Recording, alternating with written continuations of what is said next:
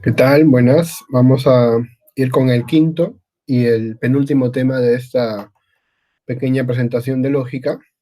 Y esta vez hablaremos sobre lógica y logística.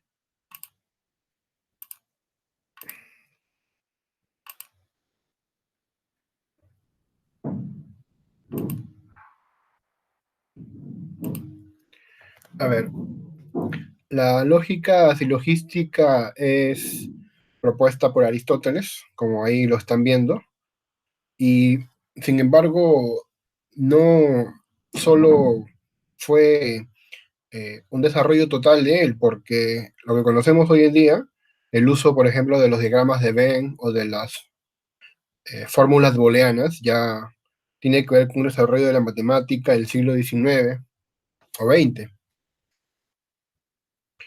Eh, También es llamada lógica silogística, lógica aristotélica, lógica tradicional. Recibe este nombre pues, por ser desarrollada, ¿no?, por Aristóteles en base a las llamadas proposiciones categóricas, que son cuatro: la SAP, la SEP, la SIP y la SOP. Una proposición categórica es un enunciado que refleja una relación específica entre las categorías o clases, sujeto y predicado. Solo existen cuatro y estas poseen cuatro componentes. Como ven acá, los componentes que poseen son el cuantificador, el verbo copulativo y el sujeto y el predicado. Un ejemplo: todo peruano es sudamericano. El cuantificador es todo y el verbo copulativo es el verbo ser. Mientras que peruano sería el sujeto y sudamericano sería el predicado, que son, bueno, en este caso decimos que son categorías. El cuantificador también es una categoría, por cierto, ¿no? El verbo también. Bueno, en fin, una proposición categórica, entonces es una proposición que vincula categorías. Las principales obviamente son el sujeto y el predicado. Bien, sigamos. George Boole planteó el álgebra de la lógica, con la cual logró convertir en ecuaciones las proposiciones subcategóricas. Sin embargo, su trabajo será copiado años más tarde por Euler y Venn. Leonard Euler y John Venn, constituyendo así la lógica de clases. Estos también contribuyen a la lógica aristotélica, pero ella es un matemático del siglo XIX.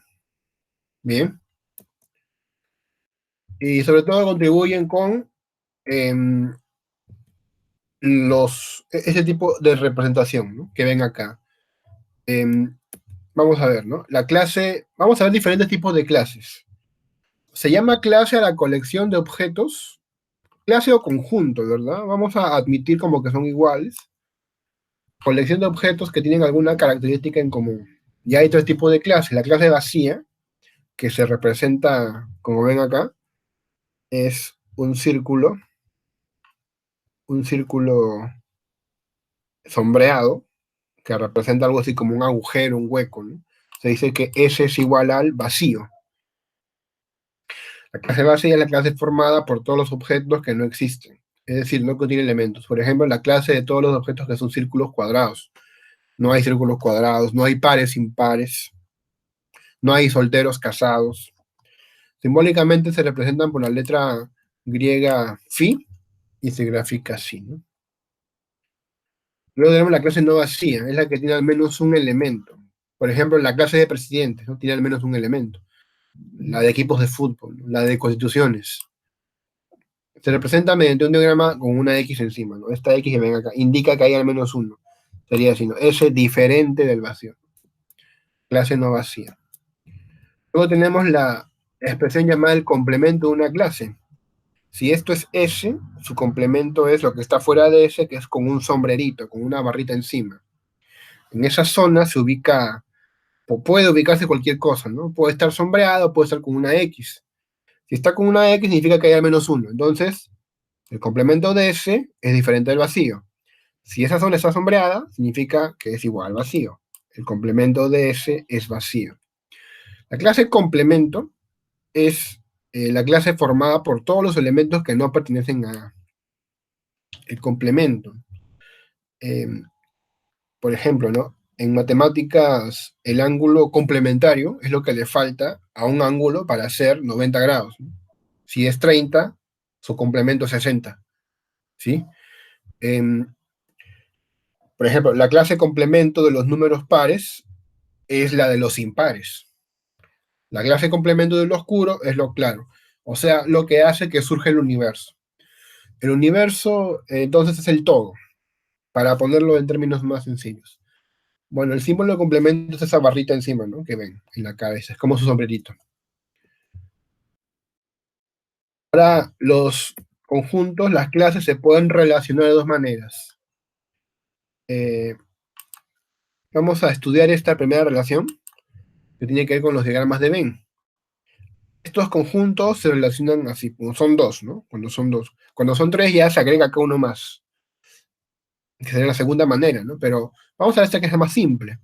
Cuando se reúne S y P, así, surgen cuatro zonas, cuatro zonas. ¿Recuerdan, por ejemplo, ¿no? Eh, a ver, em, todo sofista, vamos a poner algo, ¿no? Un ejemplo. Todo sofista es poeta, para que calce, ¿no? Para que calce con la expresión, ¿no? Entonces, aquí tenemos S de sofista, P de poeta. En uno están los que son sofistas, pero no poetas.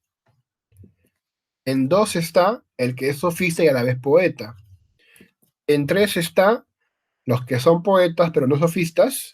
Y en el número cuatro están los que no son ni sofistas ni poetas. Entonces, esta es la relación que se establece entre dos clases. Es importante tener en cuenta la nomenclatura, ¿ya? Esto es S menos P, vamos a verlo así, ¿no? Esto es SP, P menos S menos P. Ya es una forma de entenderlo. Bueno, este es un cuadro que sugiero que puedan memorizar, pero también se puede explicar algunas cosas. Ya, entonces vamos a explicar, por ejemplo, la primera, ¿ya? Muy bien. Continuamos. La SAP es así. Vamos a hacer los dos círculos que decíamos. SP, todo es SP. Vamos, un ejemplo particular, ¿cuál sería, no? Todo médico es profesional. M, entonces pongo acá P. Aquí tengo la representación de un diagrama de Venn con médicos y profesionales, ¿no? ¿Qué pasa a ver con 1, 2 y 3? No, también estaría la cuarta, ¿verdad? Pero ya saben que aquí, ¿qué significa cada uno, verdad? Eh, yo quiero decir que todos los médicos son profesionales. Todos los médicos son profesionales. ¿Qué significa? Significa, vamos a verlo, que como todos los médicos son profesionales, esto que es M, esto que es M, se ha pasado para acá, por lo tanto, estaría vacío, ¿sí? Esa es una forma de entenderlo. Como está vacío, ¿por qué? Porque los médicos son profesionales. O sea, los médicos se han ido para acá. Como se han ido, queda vacío. No hay solamente esto, ¿no? Se han pasado para acá.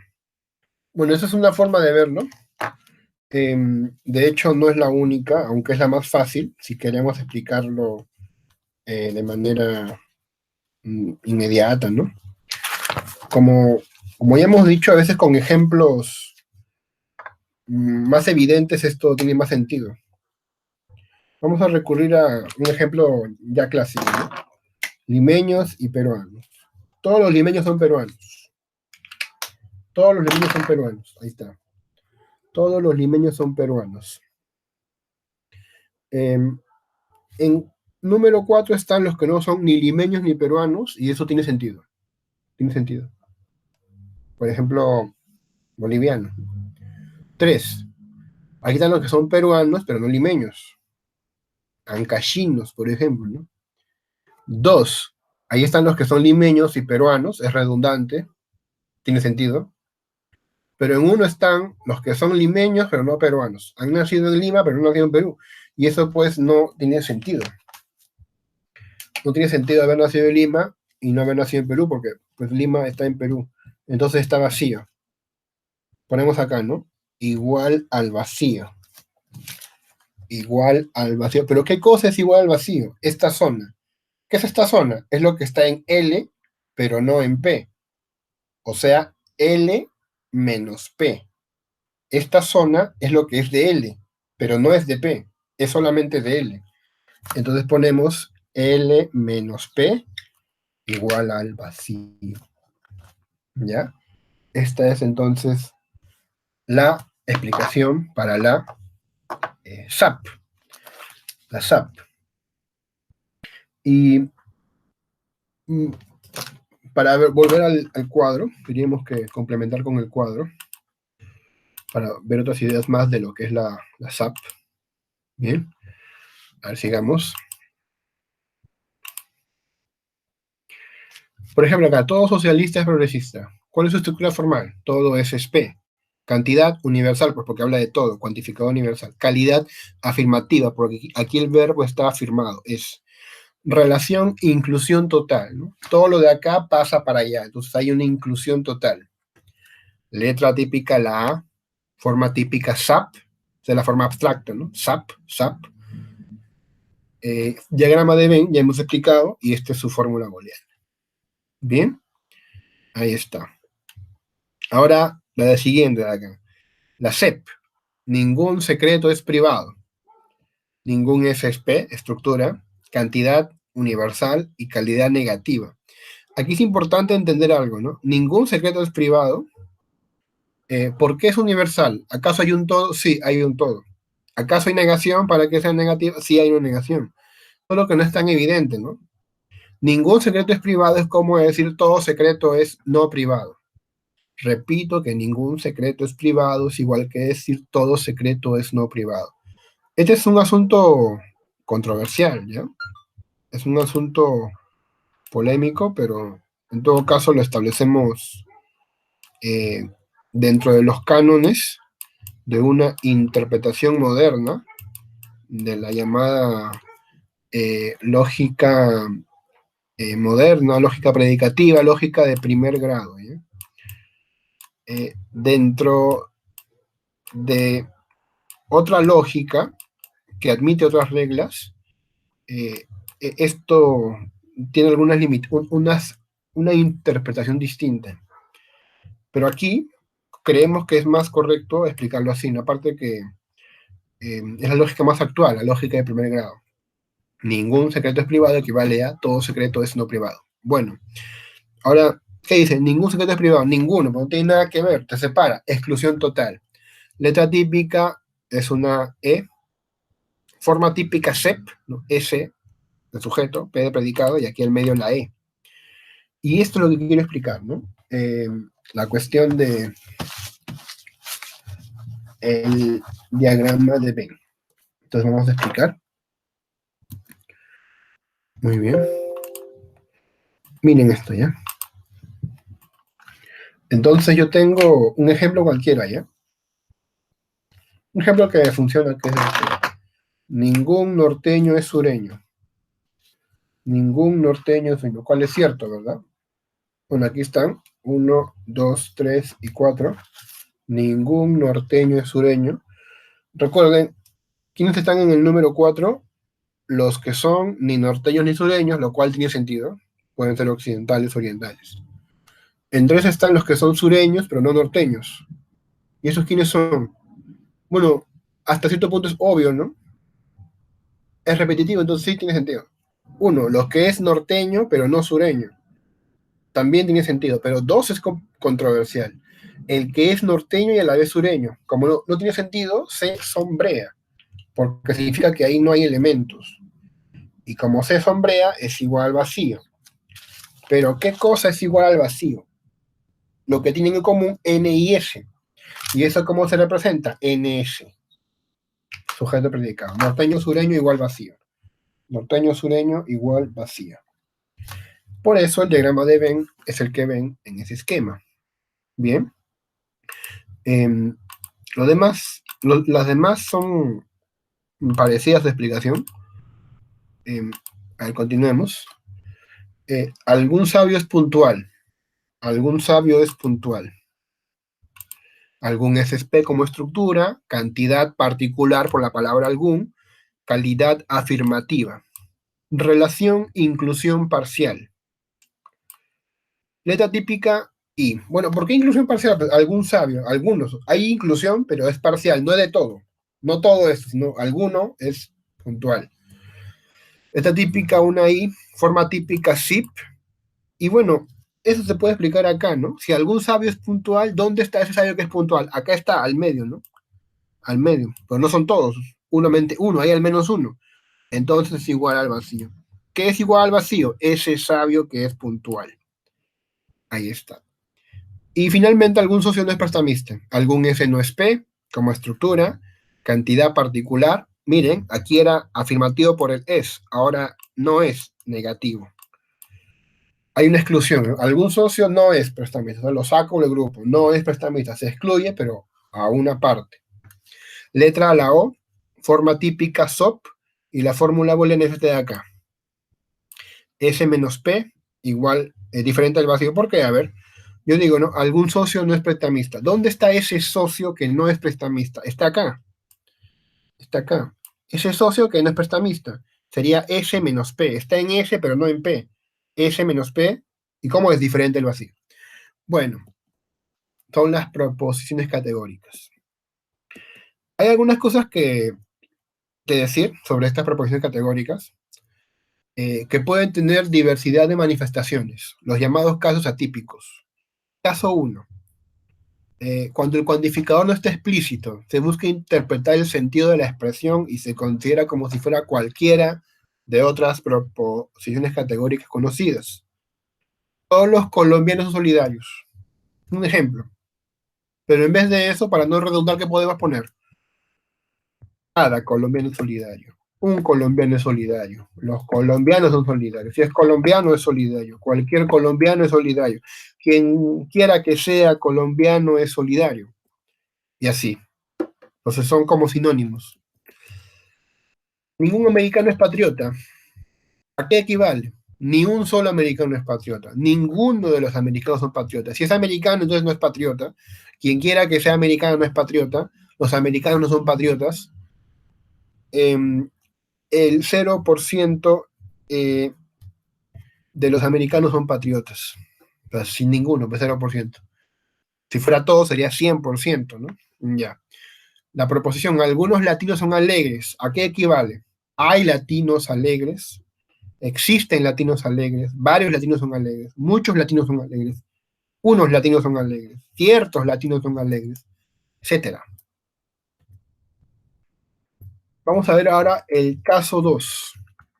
Cuando el sujeto y o el predicado de la proposición se encuentran negados, entonces en la fórmula algebraica se le interpreta como complemento del término negado. Por ejemplo, ningún profesor es inculto. Aquí vemos inculto, negación, ¿no? Inculto, o sea, no culto. Acá hay una negación.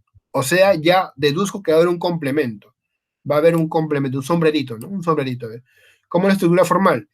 Ningún P es no sé. Es negación de C, pues es inculto. Segundo, determinemos su fórmula atípica. Ya saben, pongo al medio la letra que es E, traslado el P, porque es el primero, la primera letra, digamos, la primera categoría, sujeto, y acá el predicado, C. Pero esta es negación de C, entonces va complemento arriba, con su rayita. Tercero, hallemos su fórmula booleana. P, complemento de C, igual al vacío. Eso ya lo saben por tabla. Y su diagrama de Venn sería este, ¿verdad? Agarro P, le quito C y eso lo sombreo. Esto que está sombreado es lo que tengo que sombrear porque dice que es igual al vacío. ¿Qué cosa hay que sombrear? ¿Qué cosa hay que sombrear? P menos C. Agarras P, le quitas C y eso sombreas. Pero esta es una conocida. ¿A qué equivale entonces ningún profesor es inculto? A esto. Pero esto es conocido, ¿no? Esto es como decir todo profesor es culto. Fíjense, ¿eh? Todo profesor es culto. Ahí tienen un ejemplo, ¿no? Del caso número 2. Caso número 3. Si en una proposición categórica el cuantificador se encuentra negado, entonces al aplicársele la fórmula booleana, la negación pasará a afectar a la igualdad o desigualdad. Por ejemplo, es falso que, ya, ¿qué cosa es falso? Algunas naves sean motorizadas. Primero, su estructura formal, ¿es falso que es una negación? ¿De qué? De algún n es m. Segundo, determinemos su fórmula atípica. Negación de, ya saben, sujeto n, predicado m y al medio la i, porque a vista se ve que es una zip. Tercero, hallemos su fórmula booleana. Mantengo la negación, ya saben cómo es la fórmula booleana, nm diferente del vacío. Esto equivale a, ya saben, mira, la negación de acá va a entrar a cambiar el desigual por igual. Y cuarto, representemos el diagrama de Venn, que sería este. Pero este también es un conocido. Es falso que algunas naves sean motorizadas, equivale a esto. Pero esto es conocido. ¿Qué dice acá? Ninguna nave es motorizada. Esto es lo que dice acá. O sea, esto es equivalente a esta expresión de acá, ¿no? Son equivalentes. Como les decía, hay otras estructuras que también hay que tomar en cuenta. No todo es SP, no todo es SP, equivale a algunos S no son P. Esto es algo que algunos aceptan, entienden que sí. Esto algunos no mucho, ¿no? Y los demás tampoco, no logran determinar, pero yo tengo un trabajo escrito, ¿no? Que trata esto, ¿no? Que tiene que ver con la lógica en los exámenes de admisión, en el que critico que se pida aún memorizar lógicas y logística cuando puede aprenderse lógica de primer grado. Es un error que ve en muchos manuales, ¿no? Todo S no es P equivale a ningún S es P. Claro, repito que es en lógica cuantificacional de primer grado. En la lógica de Aristóteles, que acepta la premisa existencial, porque Aristóteles era un pragmático, Aristóteles tenía lo siguiente, digo que todo médico es profesional, él presupone que hay médicos, que existen médicos. Ya, ese elemento es lo que hace su lógica, digamos, distinta de lo que es actualmente la lógica moderna. Sí, pues, bueno, en fin, pero también eso se demuestra, ¿no? Ningún S no es P equivale a todos los S son P y no todo S no es P equivale a algunos S no son P. Bien, eso es importante, ¿ya? Otra cosa que deben tomar en cuenta en esta lógica silogística es este cuadrito que se llama el cuadro de Boecio. El cuadro de Boecio, que es un procedimiento de ayuda a memoria completado por Boecio en la época feudal. En este caso mostramos las relaciones entre contradictorias. Estas establecen una relación de identidad entre proposiciones de diferente cantidad y calidad. ¿Cómo es la SAP? Universal afirmativa. ¿Cómo es? Bueno, acá no se ve, pero es una O. Esto es particular negativa. Es su totalmente opuesto. ¿Cómo es la SEP? Universal negativa. ¿Y cómo es su contradictorio? Particular afirmativo. Entonces son su totalmente opuesto, pues, ¿no? Cambia en cantidad y calidad. Siguiente. Como son equivalencias, son proposiciones que se implican mutuamente. Fíjense, ¿eh? Si esta de la esquina es como X, su opuesta, la que está en el otro extremo, es como negación de X. Obviamente la SAP no equivale a la SOP, sino a la negación de la SOP. La SAP equivale a la negación de la SOP. Por eso es que aquí vemos, ¿no? A si solo sin negación de O. Y lo mismo con los demás, ¿eh? SEP si solo sin negación de, o sea, equivale a, ¿no? Negación de I. SIP equivale a negación de SEP y SOP equivale a negación de SAP. Y bueno, los ejemplos ahí los pueden ver, ¿no? Veamos uno para que esto tiene sentido, ¿no? Todos los universitarios son estudiantes. ¿A qué equivale eso? Es falso que alguno no sea estudiante. ¿Y por qué? Porque todos lo son, pues, ¿no? Por eso es falso que alguno no sea. Bien, ya está. Pasamos al silogismo categórico. Al silogismo categórico. Ya para ir también cerrando el tema. Un silogismo, vamos a un poquito explicar. Es un razonamiento. Es un razonamiento eh, que usa proposiciones categóricas, por eso se llama silogismo categórico. Bien, premisa 1, premisa 2, conclusión. Todo peruano es trabajador. Ningún trabajador es asalariado, ¿no? Vamos a poner un ejemplo cualquiera, ¿no? Ningún trabajador, ya está, ningún trabajador es formal. Conclusión, vamos a poner un ejemplo cualquiera. Todo peruano es formal, ¿ya? Bueno, aquí está un ejemplo, ¿no? De un silogismo categórico. Vamos a preguntarnos si está en orden. Hay que ver si está en orden. Hay que ver su fórmula, su forma típica, su forma lógica, mejor dicho, forma lógica. Es un ejemplo que se acaba de sacar, ¿no? Vamos a ver si es válido o si no es válido. Por de pronto, la conclusión nos dice muchas cosas. P y F, que es sujeto y predicado, ¿no? Peruano y formal. P es lo que se va a llamar término menor y este es el término mayor. Menor, mayor. Hay una regla acá que se recomienda que es este término menor debe estar en la premisa menor, que siempre es la segunda. Miren, pero no está. Está en la primera. Entonces debe cambiarse de lugar para que esté en orden. Vamos a cambiarlo de lugar para que esté en orden. Entonces, abajo pasamos todo PST.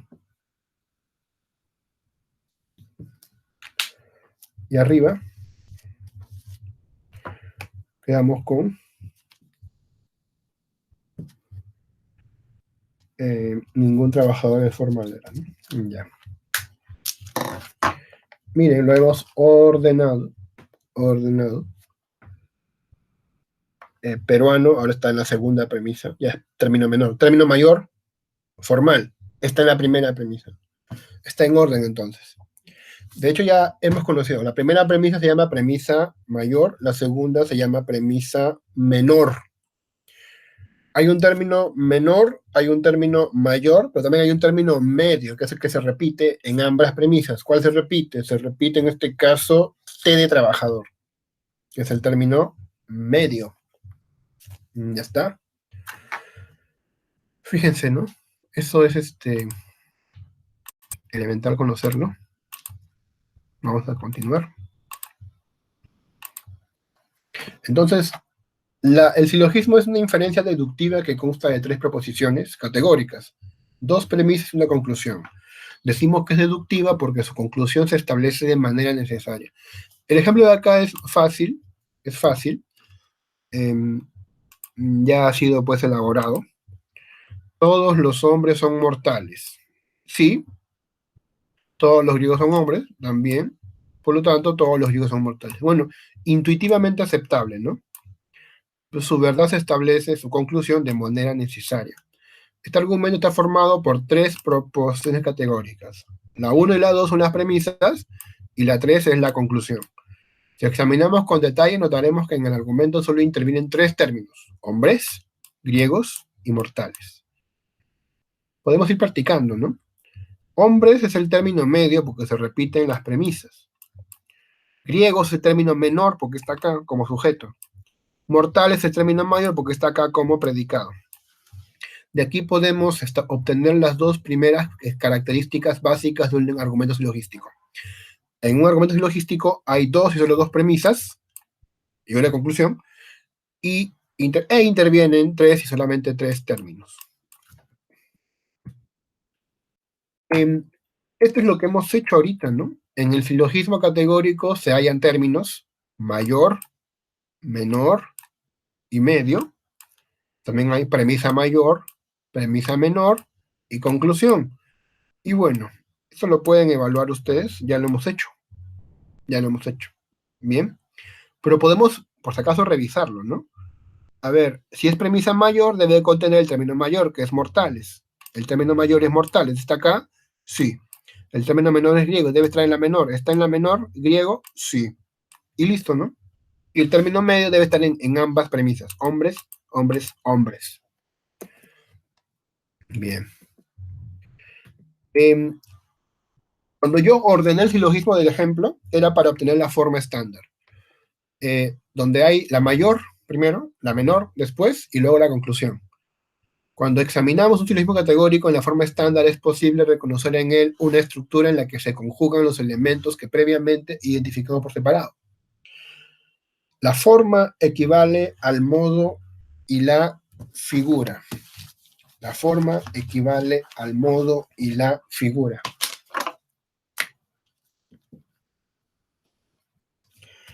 El modo, ¿qué cosa es? Las letras típicas de cada proposición categórica. Y la figura, ¿qué cosa es? El número que le corresponde a la posición que ocupa el término medio. Ejemplos, a ver. Bueno, puede ser así, ¿no? A-1. Puede ser A-E-A-3.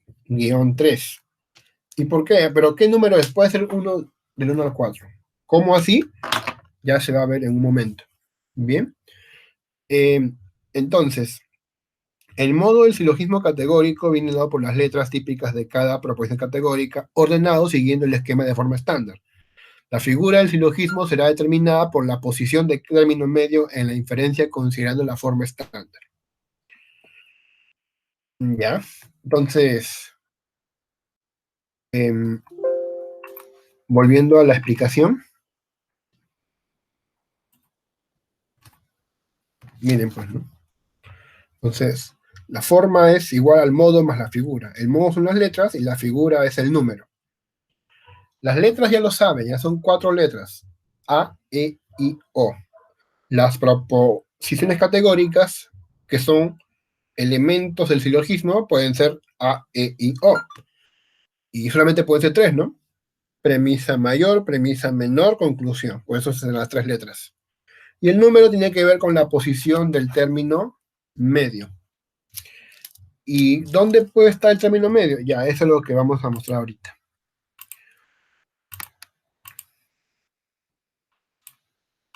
Miren, ¿eh? Entonces, la primera figura tiene premisa, vamos a colocar otro color, ¿ya? Ya está. Bien. Premisa mayor, ahí tienen. Premisa menor, ahí está, la de abajo, ¿no? Y la conclusión. Aquí puede faltar la letra de repente, ¿no? Pero eso se abstrae, pues. Fíjense, la primera figura tiene los términos medios en esta diagonal. En esta diagonal. Los términos medios se ubican en esta diagonal. Pues la figura es esa, ¿no? Se conoce como figura 1. En cambio, en la segunda figura, los términos medios ocupan esta línea vertical. Vertical. Por eso, el silogismo que sus términos medios ocupen esa línea sería la segunda figura. La tercera figura, la línea vertical está en la columna de los sujetos. El silogismo que tenga esa estructura se va a llamar de tercera figura. Y la cuarta figura es como el primero, pero al revés. La cuarta figura tiene esa forma de diagonal. Entonces solamente hay cuatro, pues, ¿no? Este es 1, este es 2, este es 3 y este es 4. Por eso el número va del 1 al 4. Bien, hay que ver cómo están organizadas eh, los términos medios para verlo, ¿no? Bien, por ejemplo, en el caso anterior vimos el ejemplo esto de los griegos, ¿no? Que son mortales. Aquí está, aquí está. ¿Ya? Y ahí está, los griegos que son mortales. Ahí está el eh, término medio, ¿no? Hombres, hombres. Fíjense, ¿no? Hombres ocupa esta diagonal.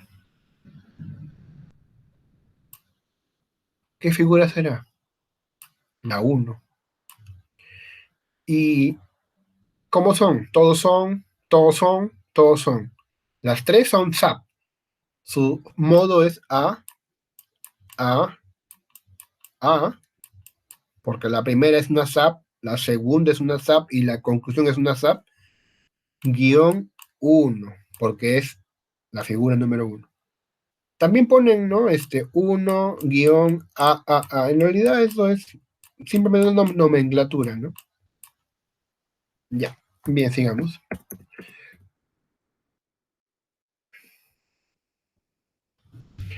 Justamente es lo que aquí sigue, ¿no? Lo que acabamos de explicar, ¿no? Como aquí el tipo de la primera es A y el tipo de la segunda es A y el tipo de la conclusión es A. Y el diagrama, perdón, la figura es esta, entonces se cumple que es AAA-1. La forma estándar es esa, entonces. Vamos a ir terminando, hablando en esta oportunidad de la forma de hallar la validez mediante los diagramas de Venn. Se sabe que el silogismo categórico estructuralmente está compuesto por tres proposiciones categóricas que contienen dentro de ellas tres términos. Y estas tres proposiciones categóricas se pueden representar mediante fórmulas booleanas. Por eso es posible analizar el silogismo como la resultante de una intersección de tres clases, cada una de las cuales representa respectivamente al término medio, al término mayor y el término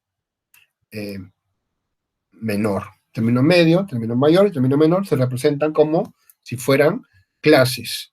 Y resulta ese gráfico que ven acá. Este gráfico que ven acá, ¿no? Acá siempre se va a ubicar el término menor, supongo M minúscula. Aquí siempre va el término mayor, M mayúscula, y este es el término medio. Pongo acá una fracción, ¿ya? Un medio, un medio. Término menor, término mayor, término medio del silogismo. Y como saben, ya se vuelve más complejo, pues hay más complejidad acá, ¿sí? Eh, Explicar cada uno de eso ya es, eh, se puede explicar, por ejemplo, la primera, ¿no?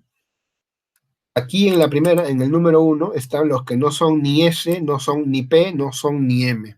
No tiene nada que ver, ¿no? Y así con los demás, ¿no? Así con los demás. 8 áreas se pueden explicar a partir de eso, ¿no? Por ejemplo, el área 8, a ver, el área 8 es, ¿qué cosa es? Lo que no está en S, lo que no está en P, pero sí está en M. Sí está en M. En fin, esas son las relaciones ahora entre tres clases. A ver, ¿cómo se hace este método, el procedimiento? Eh, Vamos a poner un ejemplo para que esto se vea que es sencillo. Analizar un silogismo mediante el lenguaje booleano y los diagramas de Venn equivale a determinar su validez o invalidez. Hay una serie de pasos. Se abstrae la forma lógica del silogismo. Se expresa simbólicamente el silogismo mediante el lenguaje booleano. Se procede a trazar los tres círculos de manera que se interfieran entre sí. Se grafican las premisas, solo las premisas, ¿no? No la conclusión. Se recomienda que si hay una universal y una particular, comencemos por la universal. Primero hay que sombrear y luego poner la X. Esa es la recomendación. Y finalmente, debería salir graficada la conclusión al graficar las premisas. Si esto pasa, es válido. Si no pasa, es inválido. Bien. Vamos a hacer esto, ¿no? En nuestro... En, en nuestra pizarra. A ver. Bien. Ya está. Bueno. Continuamos.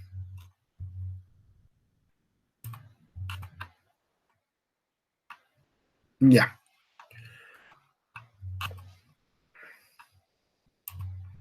Fíjense, ¿ya? Aquí el ejemplo que está acá lo vamos a explicar, ¿ya? Fíjense, ¿eh? Todo argentino es sudamericano. Ya. Como es todo argentino es sudamericano, lo voy a poner así. Todo argentino es sudamericano. Ya.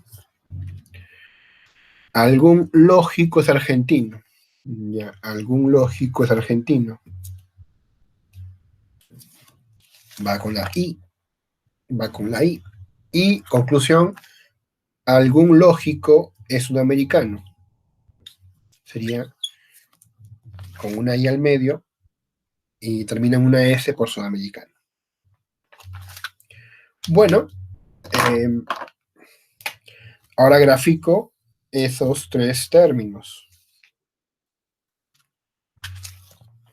Estamos graficándolos. Y voy a colocarles a cada uno de los términos su nombre. Recuerden, término menor, L, va ahí. Término mayor, S, va ahí. Y término medio abajo, que en este caso es A.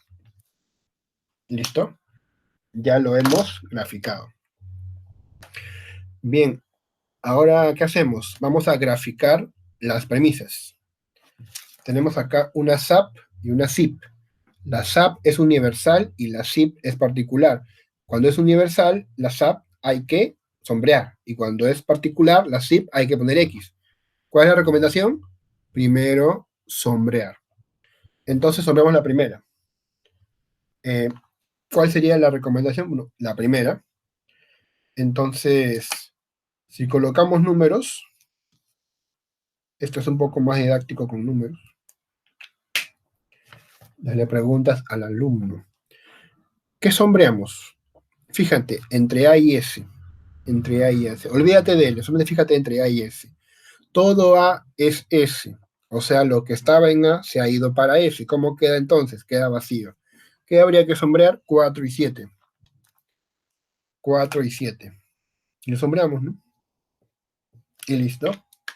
Queda sombreado 4 y 7. Siguiente, ahora vamos a poner X. Entre L y A. Fíjate, entre L y A. Pero eso está al medio, ¿no? Claro, L y A está al medio, porque es una SIP. La X debe ir al medio, pero ya está vacío 4, entonces ¿dónde quedará? En 5. Entonces pones una X ahí. Los demás números ya lo borras, ¿no? Para no causar confusiones. Solamente ha sido didáctico esto, o ha intentado ser didáctico. Bien. La pregunta ¿es válido esto? ¿Este ejemplo es válido? ¿Este silogismo es válido? Sí lo es. ¿Por qué? Porque la conclusión ha salido graficada.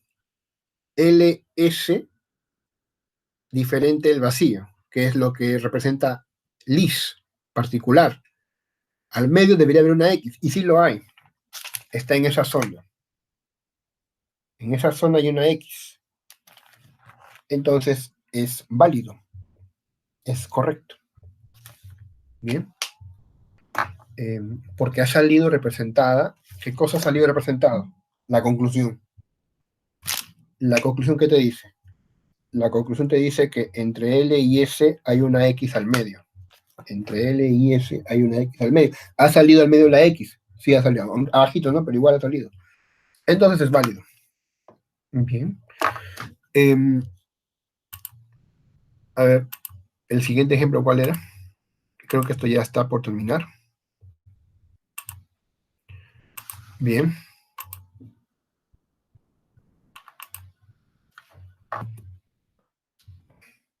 Ahí está.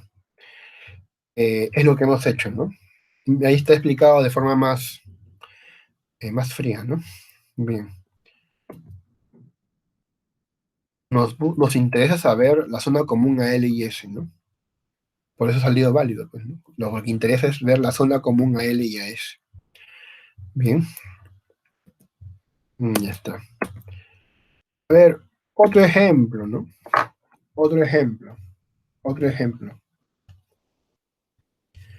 Eh, que venga ahí, ¿ya? Ese ejemplo que ven ahí, lo pueden ver más tarde, repasar, estudiar.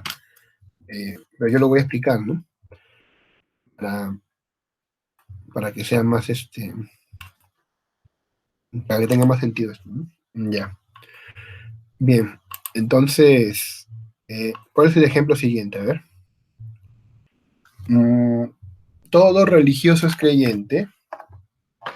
¿Cómo sería esto? Sería RAC, ya lo hacemos rápido, ¿no? RAC, todo RS. Ningún ateo es religioso, AER, ¿no? La E al medio porque es ningún. Conclusión, ningún ateo es creyente. La E al medio, ateo A, creyente C. ¿Listo? Ya lo he representado, lo pueden ver ahí. Ahora hacemos el dibujito, los tres círculos. Hemos hecho los tres círculos. Ahí tienen. Vamos a ponerles sus nombres. ¿Cuáles son? Término menor A, término mayor C y término medio R. ¿Ven? Ahí están. Y ahora, ¿qué voy a hacer? Dibujar las premisas. Dibujar las premisas. A ver, la primera premisa es rack. Voy a utilizar el mismo método de ponerles numeritos para que ustedes puedan decirme qué sombrero, ¿ya? Porque es una universal. Las dos son universales, ¿no? Pero puedo comenzar por cualquiera. Rack, entonces, fíjate en R y C, ya saben, la primera alumna se sombrea, ¿no? 4 y 7 se sombrea. Y ahora AER, AER, fíjate en AIR nomás. Olvídate de C, ¿no? Debe estar sombreado al medio. Debe estar sombreado al medio. Entre A y R. Entonces, ¿qué hacemos? Sombreamos al medio. Y ahora nos fijamos en la conclusión. Ha salido la conclusión. La conclusión que dice A y C. ¿Qué debería haber salido? Entre A y C, todo sombreado. Todo sombreado al medio de A y C. Pero no ha pasado eso, ¿no? Lo que ha pasado es que está sombreado la mitad. Entonces no es válido. Entonces no es válido. ¿Sí? Entonces decimos que no es válido. ¿Por qué? Porque solo ha salido sombreada una parte de la mitad. Debería haber salido todo. Todo. Muy bien. No es válido.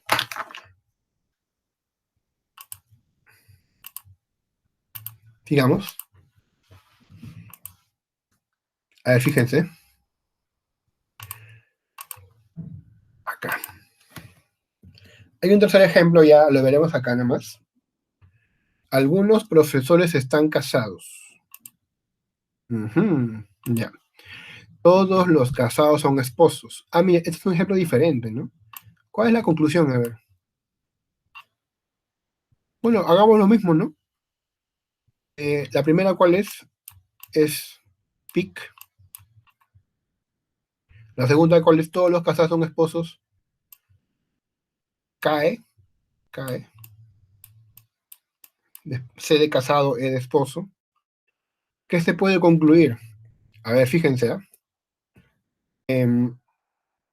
Voy a representar eso, ¿no? Aquí tengo el primero, el segundo y el tercero.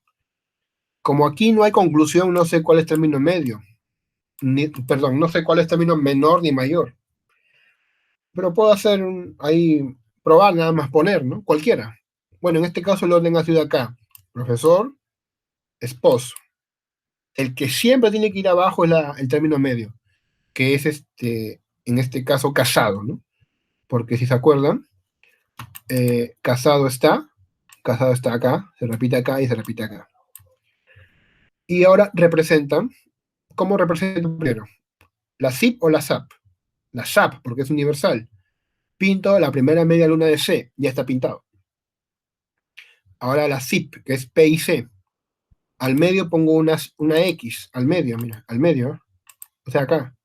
Ahí está, la X. No puede estar acá porque está vacío. Bien, ahora tienes que preguntarte, ¿a cuál de las cuatro proposiciones categóricas se parece más este dibujo? ¿A cuál le encaja más? Y la que más encaja es una SIP, una X al medio. Entonces, ¿aquí qué dice? Algún P es E, algún profesor es esposo, ¿no? Algunos profesores son esposos. La conclusión será algún profesor es esposo. O también algún esposo es profesor, ¿no? Bien. Eh, Fíjense, ¿no? Lo interesante de esto, de los 256 modos del silogismo categórico, solamente son 15 los lógicamente válidos. O sea, solamente hay 15 que son válidos de tantas combinaciones que hay de letras y números. 15 son válidos a la luz de la lógica actual. A estos los lógicos medievales les dieron nombres. Así, por ejemplo, AAA es Bárbara. A continuación, los modos válidos, primero según la mnemotecnia medieval y luego según la notación actual, ¿no? Bueno, lo pueden ver, ¿no? Pero siempre es bueno aprender y memorizar. Bárbara, Celarent, Darí y Ferio son de la primera figura. Ah, ya, pero ¿por qué? Recuerda. Vamos a ver Darí, ¿no? Darí es porque es 1, A, I. Darí corresponde a eso. A ver otro. Cesare, Camestres, Festino y Barocco. Tercero, Datici, Disames, Bocardo, Ferizón. Y cuarta, Camenes, Dimatis, Fresizón. Es una forma de memorizar las 15 que son válidos.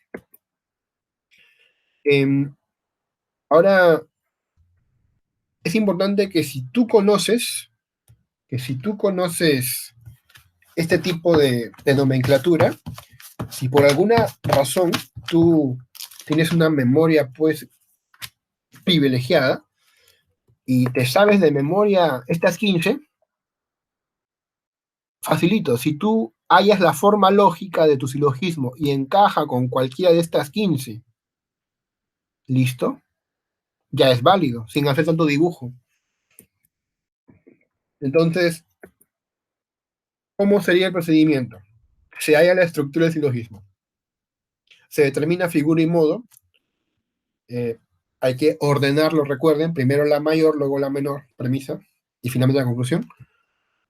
Y se confronta la fórmula obtenida con la lista de fórmulas válidas. Y si aparece es válido, si no aparece es inválido, ¿no? Acá hay un ejemplo sencillo, ya va acabando esta presentación, por cierto. Ningún ministro es congresista. Ya está, ahí está, ningún MSP. Algunos ministros son provincianos, algunos M son S. Luego, algunos provincianos no son congresistas. Bueno, en este caso han representado S por provincianos, ¿sí? Y P por congresista, ¿no? Lo hemos hecho para que encaje, ¿no? Para que encaje con el S y el P, sujeto predicado. Y el M por ministro, ¿no? Aunque no habría nada de malo en ponerlo así, ¿no? Como por ejemplo M, E, C. Algunos ministros son provincianos. M, I, P. Conclusión, algunos provincianos no son congresistas. Provincianos no son congresistas. E, I, O. E, I, O. Primero podemos verificar, ¿no? El término menor está en la segunda, sí está en la segunda. El término mayor está en la primera, sí está en la primera. Está ordenado entonces. E, I, O. E, I, O. ¿Y qué número es? A ver, veamos. Vamos a poner con otro color. Con otro color, a ver, para que sea más vistoso. Ya, pues con este, ¿no? Así. Esa figura, ¿a cuál se parecía? 1, 2, 3, 4. Es la número 3. Es la número 3. Entonces, 3 EIO. Está en la lista 3 EIO. Vamos a ver. Busquemos 3 EIO en la lista. Sí está, mira, aquí está 3 EIO. Entonces es válido, de frente. Es válido porque tiene el código de los válidos. ¿Sí? Un último ejemplo, y ya con esto se termina.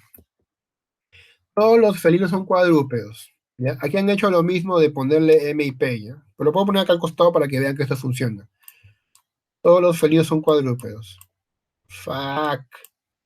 Felino F, C de cuadrúpedo y A al medio. Ningún felino es ave. Felino y aquí ave, ya al medio una E, ¿no? Porque es ninguno. Fea. Conclusión, ninguna ave es cuadrúpedo. Ave, cuadrúpedo, ninguna E. AEC. AEC. Ya está. Está en orden, a ver. Menor, segunda premisa, sí. Mayor, primera premisa, sí. Entonces, A, E, E. A, E, E. Y esto, los términos medios, ¿qué figura hace recordar? La tercera. 3AEE. Veamos la lista. 3AEE. ¿Está en la lista 3AEE? 3AEE. No, no está. No está. No está. Entonces no es válido. No es válido. Porque no está en la lista. Y ahí está. Y ahí está. Muy bien. Entonces, con esto culmina la presentación de hoy. Mañana es la última. Y se agradece a los que están viendo esto, a los que están compartiendo o estudiando los materiales que se dejan. Muchas gracias por su atención. Que la pasen muy bien.